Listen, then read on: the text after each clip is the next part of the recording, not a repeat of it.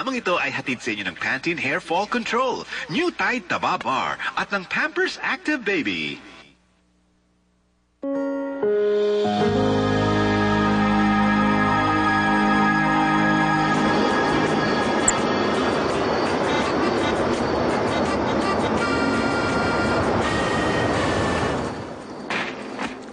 Aling Kande, lumabas ba kayo para bumili ng makakain natin? Naku, hindi.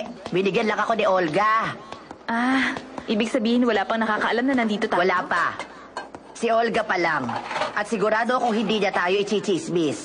Dahil lang ako siya na hindi siya magsasalita, ititikom niya lang ang bibig niya. Teka muna, Marichuy. Kumain ka ng marami, ha? Alam ko kung gaano kakalungkot kayo, kaya mawawalan ka na naman ng ganang kumain. Pero isipin mo na lang, nakakain ka para sa iyong anak. Kumain ka ng marami, huwag ka nang mahiya sa akin.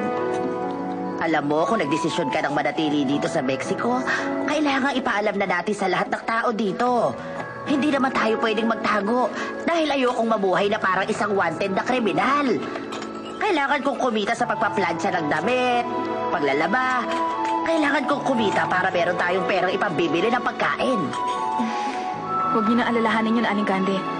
Ako na ang maghahanap ng trabaho. Ah, ganon? Ako na lang, dahil kayo naman ang mag-aalaga sa anak ko. Ay, iha.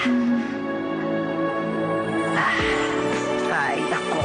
Alam mo, sa tingin ko, nagkamali tayo sa pagbalik dito sa Mexico. Babalik na naman tayo sa kahirapan natin. Alam mo ba kung anong naisip ko? Ito na nga siguro ang tamang oras.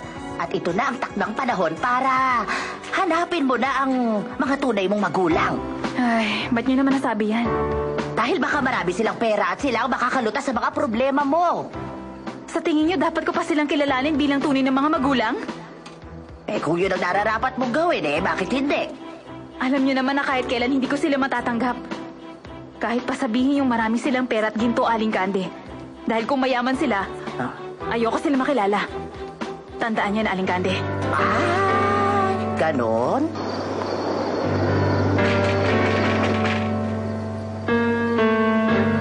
Narinig niyo yan, Aling Kande? Merong kumakatok.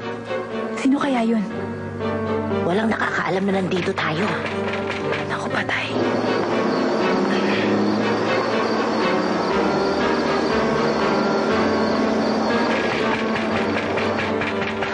Baka si Olga lang yan. Bubuksan ko na. Teka muna, Aling Kande. Huwag niyo munang buksan ang pinto hanggat hindi tayo nakakasiguro kung sino yan. Pero paano ko malalaman? Sisilipin ko muna sa bintana ng banyo. Ah, magandang ideya yan. Ako na lang ang sisilip. Sige po, kayo na. Pupunta na ako doon. Naku.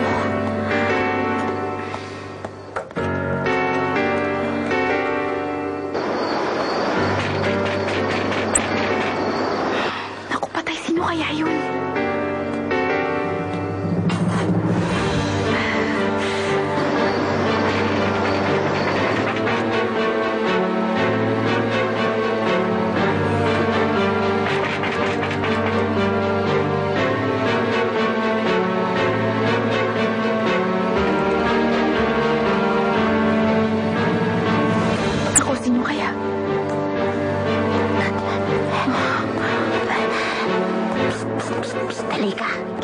Sino siya? Oo.